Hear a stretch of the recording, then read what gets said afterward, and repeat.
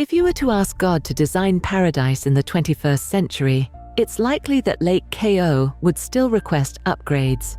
Undoubtedly, this once glacial masterpiece stretches like a liquid runway between the Alps, which seem to have been positioned by an architectural firm, creating a microclimate so perfect that it makes Mediterranean plants forget their latitude.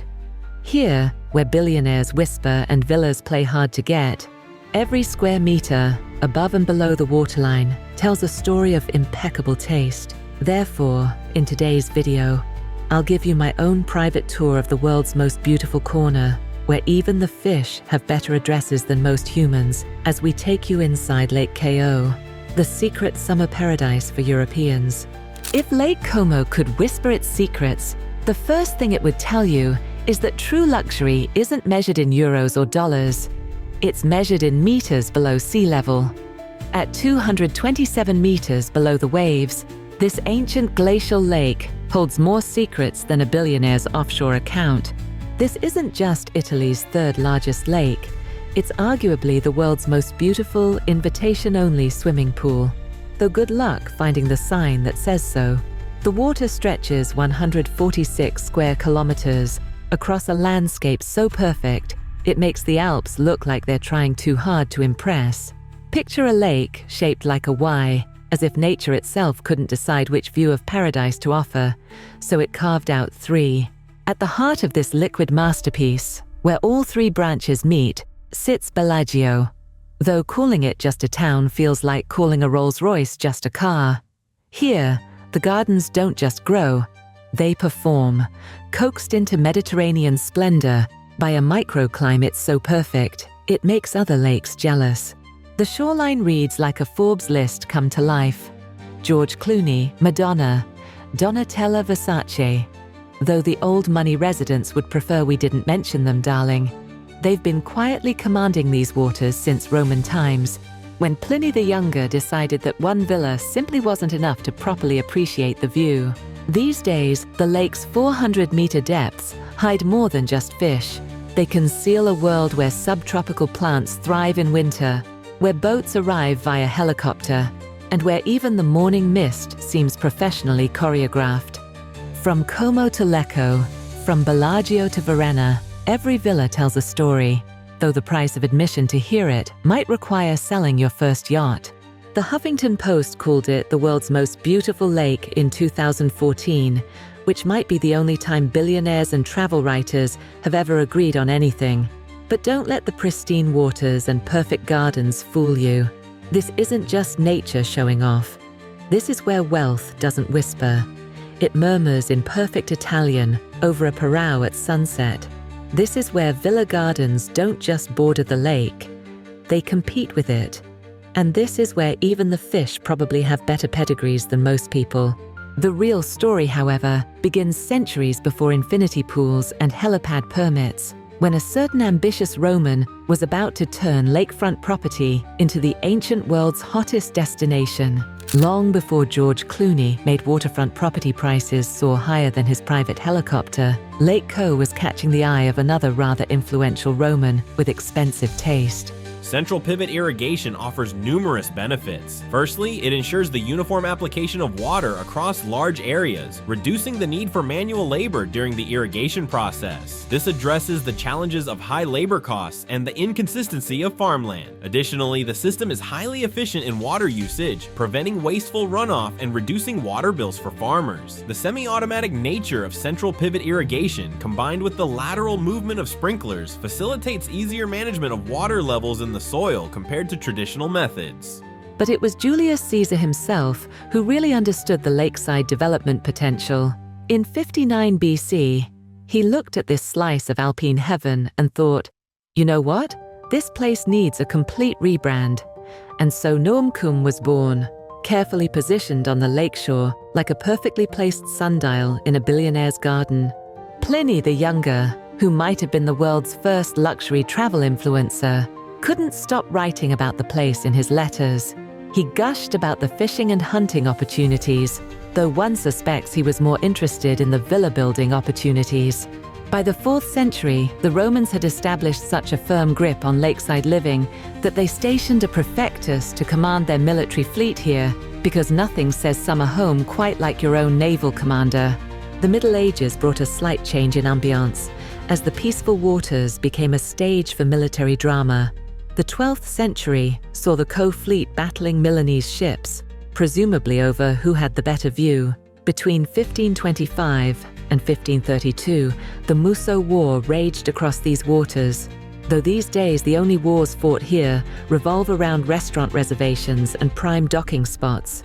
Fast forward through the centuries, and Lake Co continued to perfect its reputation as the place to be, and more importantly, the place to be seen. Even the climate seemed to understand the assignment. The lake's 22 and a 2 cubic kilometers of water created a microclimate so perfect it convinced Mediterranean plants they were on vacation in their favorite resort. The weather here plays favorites like a seasoned maitre d'.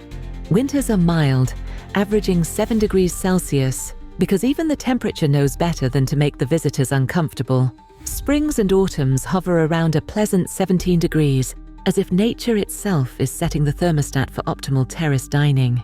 As impressive as the Romans' architectural achievements were, they pale in comparison to what followed when Europe's nobility decided that having a summer home on Lake Co wasn't just a luxury, it was a necessity. And darling, necessity never looked quite this good. Expensive. When they say real estate is all about location, location, location, Lake Como responds with villa, villa, villa, though repeating the word too many times might require a down payment. Let's start with Villa Carlotta, built in 1690 for the Milanese Marquis Giorgio Clerici, who apparently thought 7 hectares was a reasonable size for a garden. The villa later caught the eye of powerful banker Giovanni Battista Somara, who hosted the novelist Stendhal in 1818, though I suspect the guest rooms have been updated since then. In 1843, Princess Marianne of Nassau thought it would make a lovely wedding present for her daughter, Carlotta, because nothing says, "Congratulations on your nuptials," quite like a lakeside mansion with its own museum of agricultural implements. Then there's Villa d'Este in Cannobio, which started life in 1568 as Cardinal Tolomeo Gallo's modest residence. By 1816, it was hosting Caroline of Brunswick, the estranged wife of the future King George IV of England, proving that even royal drama needs a scenic backdrop. Villa del Balbianello sits on its promontory like a peacock showing off its feathers. Built in 1787 on the remains of a Franciscan monastery, it's the kind of place that makes other villas feel underdressed. Villa Melzi in Bellagio was constructed between 1808 and 1810, commissioned by the Vice President of the Napoleonic Italian Republic. Because when you're that close to Napoleon, a simple cottage just won't do. Its park includes an orangery, a private chapel, and a Japanese garden, as if someone were playing luxury bingo and decided to check all the boxes. Villa Colonne now hosts the Rockefeller Foundation's Bellagio Center, spreading across 50 acres like a PhD thesis with a very expensive view. They say it sits on the site of Pliny the Younger's Villa Tragedia, though the only tragedy here is not being invited to stay. Villa Monastero in Verona proves that even monasteries can get luxury makeovers. Transformed into an eclectic villa that makes other Nordic-style homes look like they're not even trying.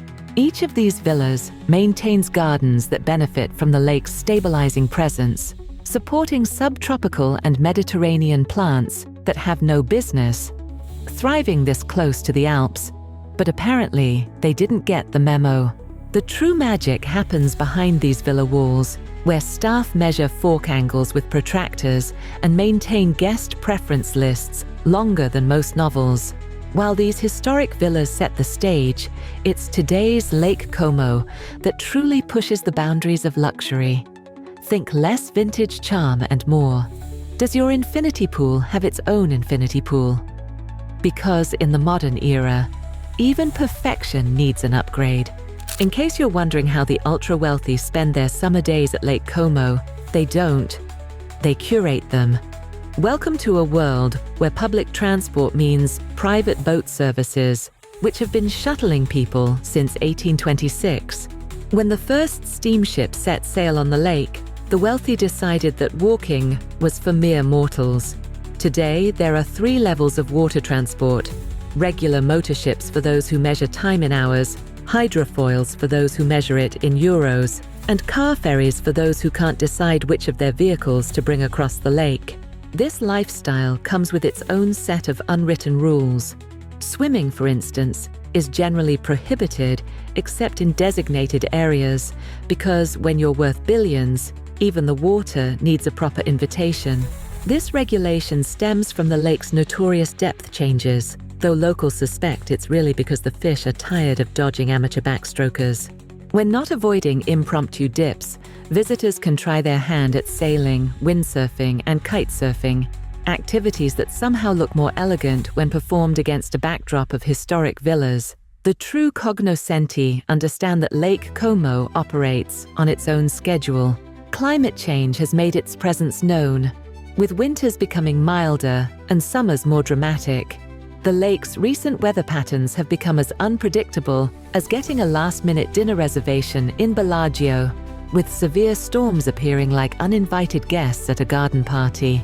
But even Mother Nature knows better than to completely disrupt the carefully choreographed dance of Lake Como life, where every sunrise seems professionally lit and every sunset looks like it was arranged by an interior decorator.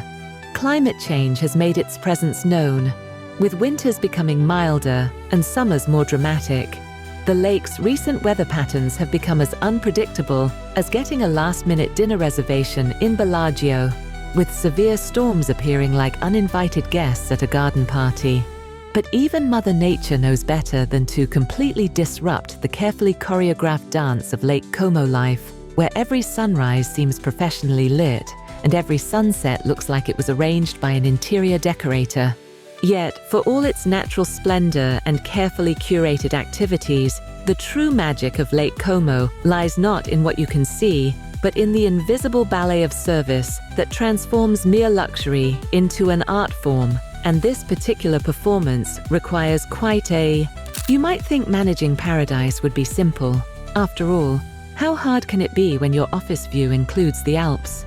But Lake Co's true genius lies in its invisible orchestra of luxury. Consider the local economy, which operates on a principle best described as, if you have to ask about tourist season, you can't afford the answer. Here, tourism isn't just an industry, it's an art form, performed with the precision of a Swiss watch and the flair of an Italian opera. The entire region dances to the rhythm of visitor whims, where businesses don't just provide services.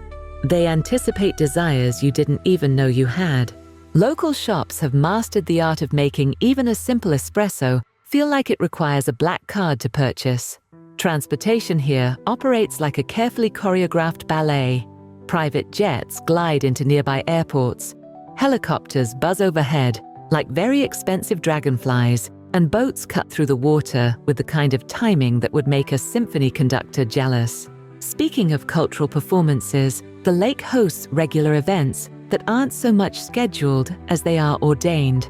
The Sacro Monte di Osuccio doesn't just offer spiritual enlightenment, it offers it with 15 perfectly positioned chapels and a UNESCO World Heritage stamp of approval.